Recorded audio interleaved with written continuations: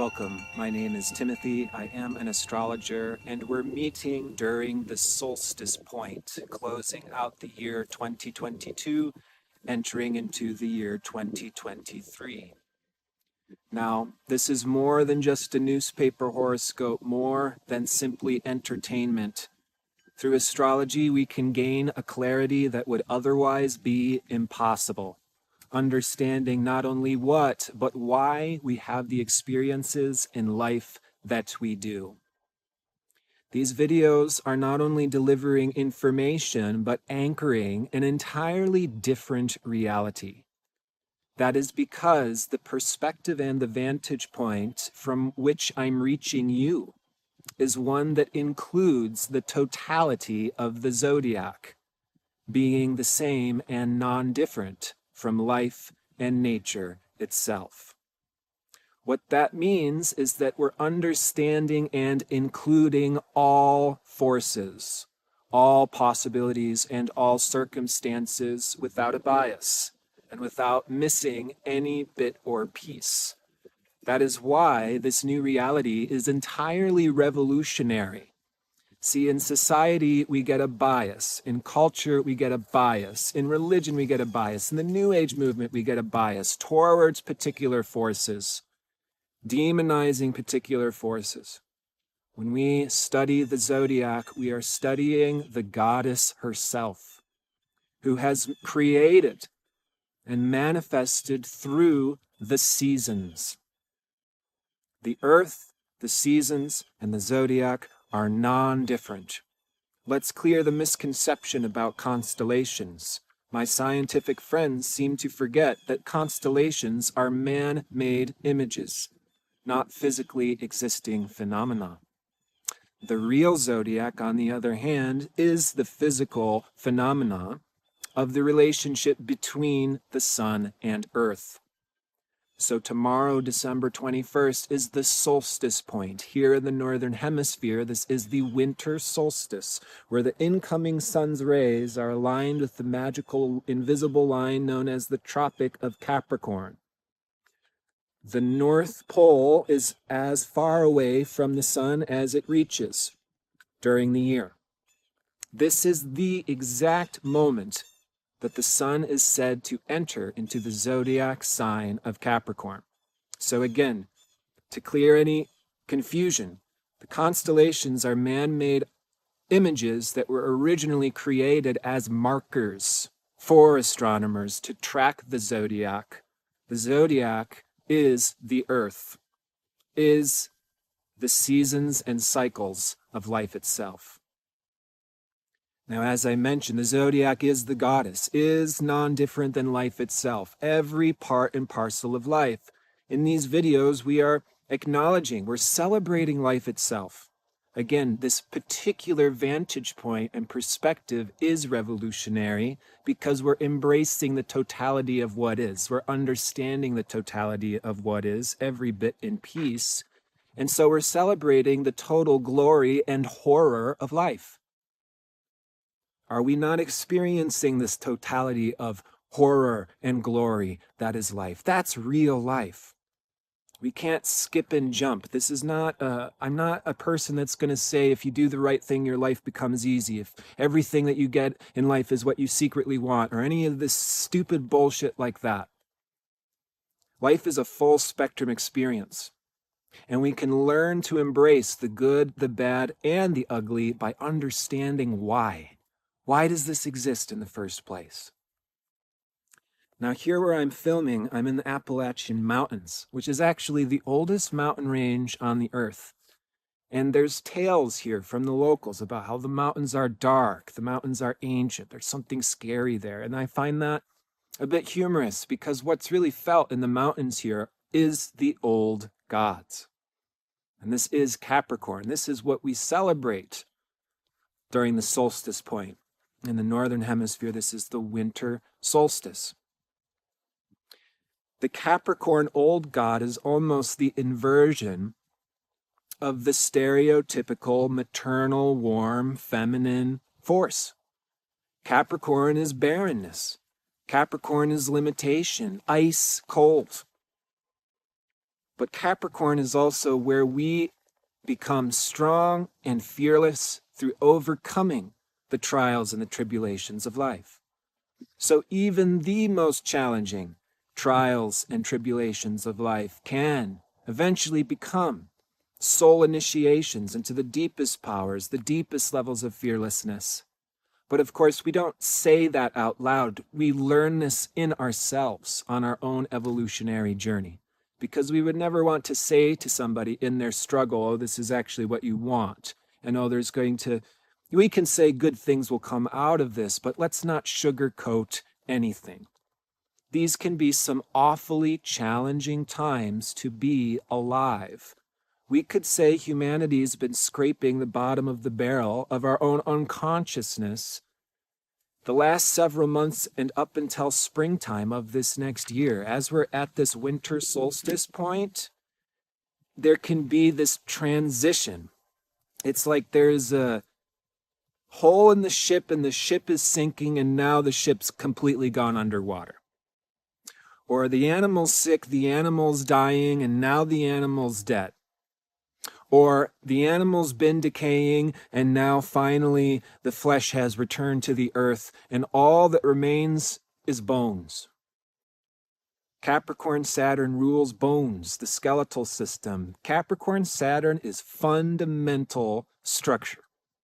Not only the structures in 3D worlds, the structures of consciousness itself. And during Capricorn season, we take these structures more seriously. We're more in the 3D. It's the opportunity for us to hop over these hurdles by recognizing our strength, our capability, our longevity. It's not about being totally clear right now. It is about proving to ourselves what we are made of. It's so important during these times, this is a Capricorn dynamic, that we give permission to ourselves to be all that we can be, to prove to ourselves all that we can do, and to live the life that may not necessarily be understood or congruent with every other person on the planet, but that's all right, because it works for us, and it gets the job done, and there are results to show. When we start to get into some of the relationship dynamics, which you may have noticed, it is a bit of a collective theme right now, encountering the complexity and what may be the toxic traits within relationship. Well, we need more than just a big heart of love and compassion and good intentions to really be helpful in another soul's life. We need more than just warmth and love and celebration to really provide anything of substance to another human being. And there is a certain level of maturity that we accomplish, that we get to, that we wisen into as we spiritually evolve out of these cop-outs and escapisms and vacations and start to recognize that real life fulfillment comes from doing work. That's what this life is about. We're actually going to lose our soul, lose our energy, lose track of what and who we are if we're not doing our soul's work. That does not mean a 9-to-5 desk job, by the way. Give yourself permission to do your work. That's the work that you're born to do. That's the work that we discover through our individuating process. This is where astrology can be tremendously validating in a way that nothing else can be. I really see astrology as the most valuable thing, as it is non-different from life itself. It is not a man-made system. It is nature itself. If we can understand and align with the forces of nature, my friends, it is wind filling the boat's sail. We're going to get carried much further than we even believed was possible by understanding time, the forces of nature, and how to find a synchronous relationship, a harmonious relationship with all of the above. Now let's talk about some of the astrology. The new moon on the 23rd is joined with asteroid Hygienia. And I think that's a nice little sign that this is an overall period of healing. Several days after the solstice, we also see Chiron stations direct at 11 degrees Aries on the 23rd. So healing time. It's like yanking out all of the closets, all the stuff in the closet, everything gets spread out on the floor.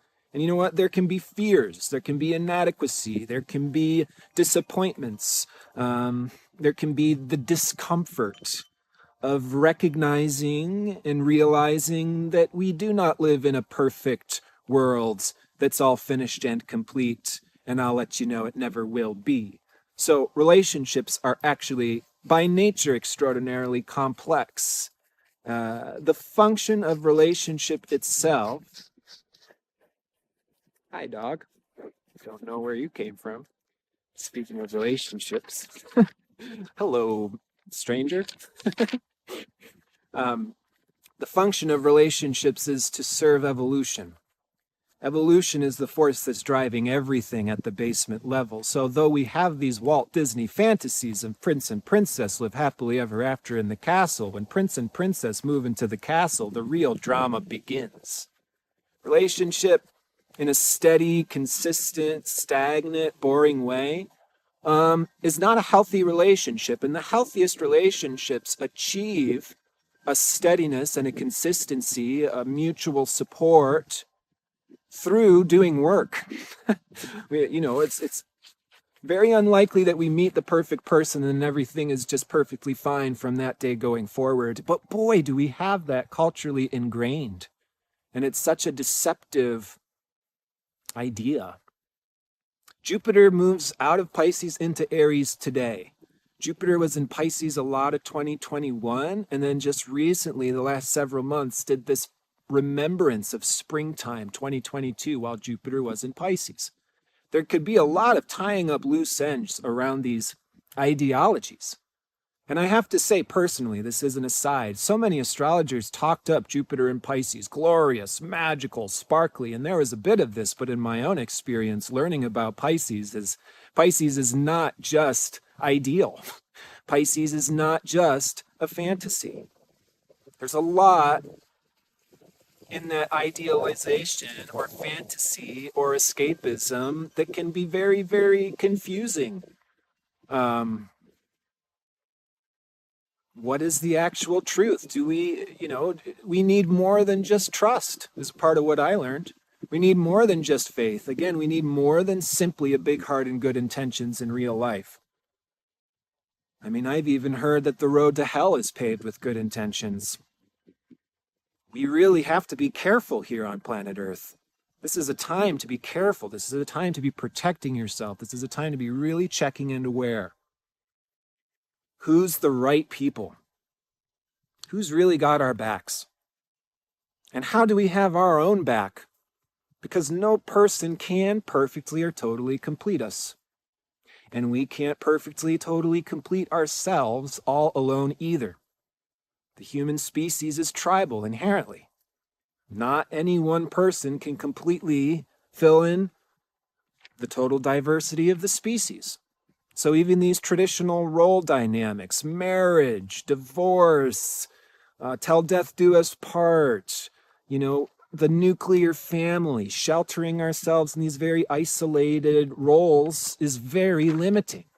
We need more than this. Our species is starved of community, and this is a big collective theme while Saturn's completing his transit of Aquarius. It's community building time now through January.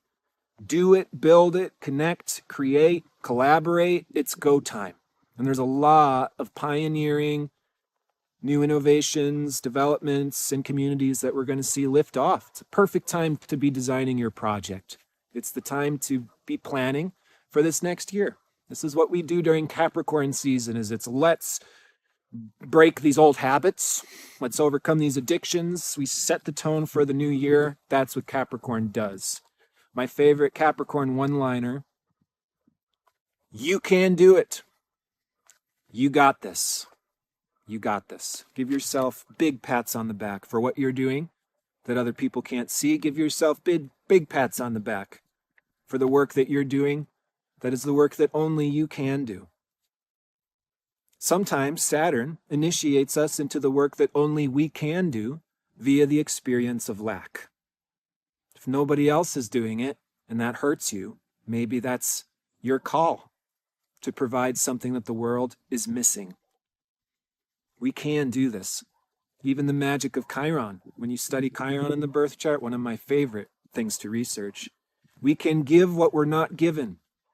The most powerful medicine comes from what we were not given, that we learn to create, we learn to provide. And that does not come served on a silver platter. That's why we celebrate the horror of life. We're not pretending that that's not integral. It is. It is. Even the pain is integral.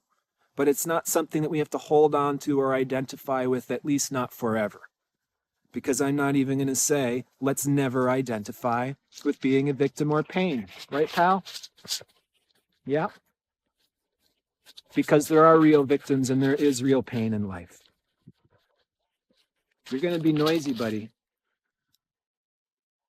Now, the last week, it's a lot of leaves, it's going to be crunchy. The last week of December, we see asteroid Juno, the partnership asteroid, joining with Neptune.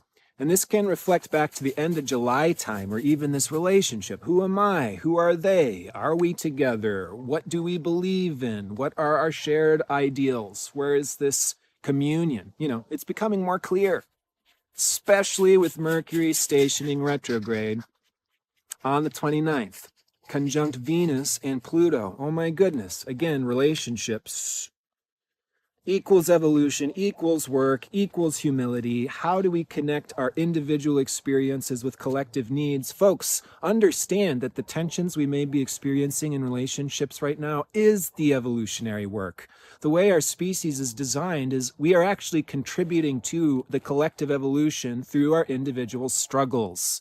We don't know that. We don't feel that. We don't experience that. But know that in your relationships, especially right now, this could be birthing, creating, forming your contribution back to society. What is working and what is not working? It's the time to see it clear as day, and it's not totally figured out probably.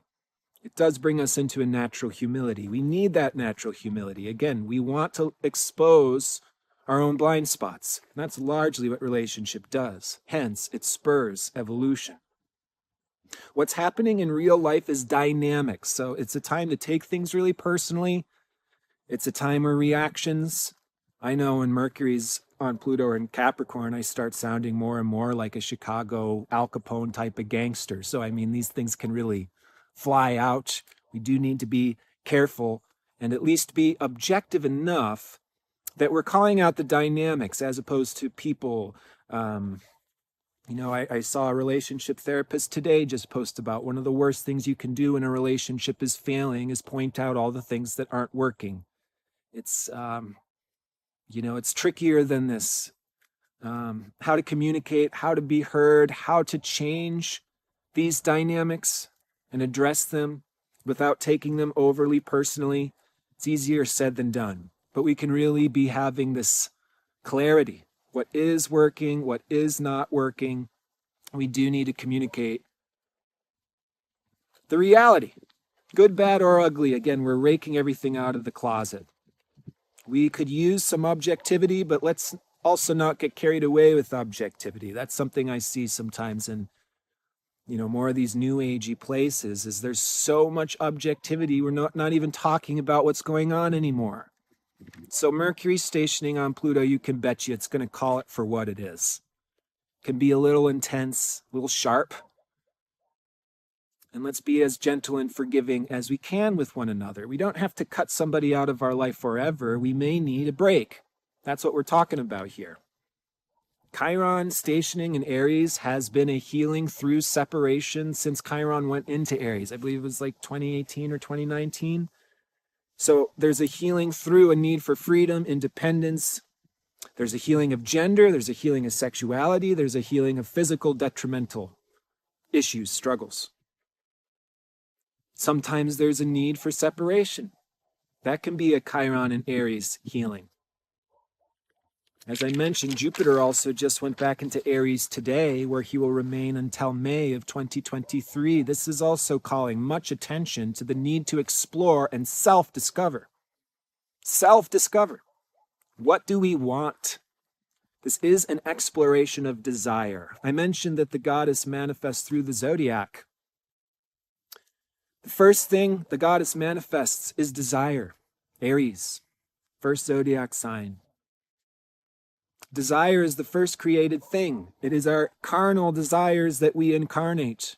To explore our desires is to understand ourself, our life, and our evolutionary track. The key is to explore desire safely, consensually, making sure that nobody is harmed. That said, Aries is the daredevil. Jupiter and Aries want something different, want something new, exciting, and charged. This again may take us more in the direction of going our own way. Going our own way right now could be wind filling the boat sails. I say it often, but let's make sure not to toss the baby out with the bathwater either. We do need the opposite gender. We do need other people in our life.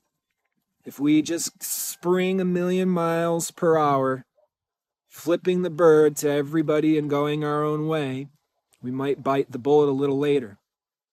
This is also healing core masculinity, not to do with gender, but the fundamental polarities that manifest life itself. We're healing our core masculinity. It's okay to have desires. It's okay to be an individual. It's okay to speak for your needs. Have we noticed that in relationships, there tends to be one person that's more directing and one person that's more following? That's been the tradition, at least. We're all working very hard to change these traditions right now, are we not? It's the work of our day and age. How do we keep our desires alive within relationship? How do we permit freedom within relationship without overly sacrificing? How do we have relationship at all with no sacrifice? Is that even possible? And I'll be the first to let you know I don't have the answers. This is the current cutting edge struggle, which again we can embrace as actually our collective contribution to our species' evolution. I can tell you this, in whatever role, whatever caricature you've been in before, wherever that may feel stagnant, wherever it may feel gross, wherever there's something that doesn't feel quite right, that's where we're going to zoom in right now. It is again the time of exposing toxic traits within relationships, and if we were all to be honest, this is to be found in the vast majority of relationships in this day and age. Let's not kid ourselves that we're perfect or finished. Let's embrace the notion that relationships exists for the function of evolution, which is ongoing, never finished. So it's a very, very charged area. But if you've been sacrificing in all of your roles or relationships, maybe it's a time to change that. And if you've been totally doing your own thing your entire life to the point where you're not connecting, it's time to change that. And chances are we're riding this seesaw back and forth in ourselves. It's like keeping a number of dishes spinning. So to come full circle, Jupiter just went into Aries, asteroid Ceres just went into Libra, and they are opposite one another right now. This brings up this challenge between taking care of others and going our own way. You know, it can be challenging. I want to overextend. I want to be there with them at every moment of the day. And then we're thoroughly sick of it. Get me the hell away from this person. I am so limited. I'm so bored. This is so frustrating. This is not what I wanted, right?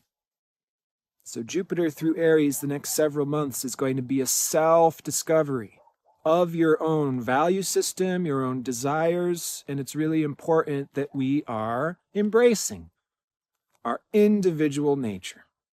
Every single human being is born unique. We have unique desires, we have unique value systems. So of course, when it comes to relationship, it becomes a smorgasbord. It becomes an experiment. Are we going to take turns? Are we going to share? Are we going to collaborate? How can we make this really work? I am wishing so the best to each and every one of you. Oh, first, I have an important announcement. Speaking of collaborations, all this fun stuff, it's not quite together yet, but I'm going to be publishing an Astro calendar featuring a visionary artist this next year, 2023. It's the first year I'm doing it, and the first artist I've spoken to is Emily Kell. I've known Emily a long time. We both lived in Savannah, Georgia together for a moment. And while I was traveling Florida, I saw her paintings everywhere. And it's just like, oh, cool. I already make an Astro calendar every month. Let's print this thing.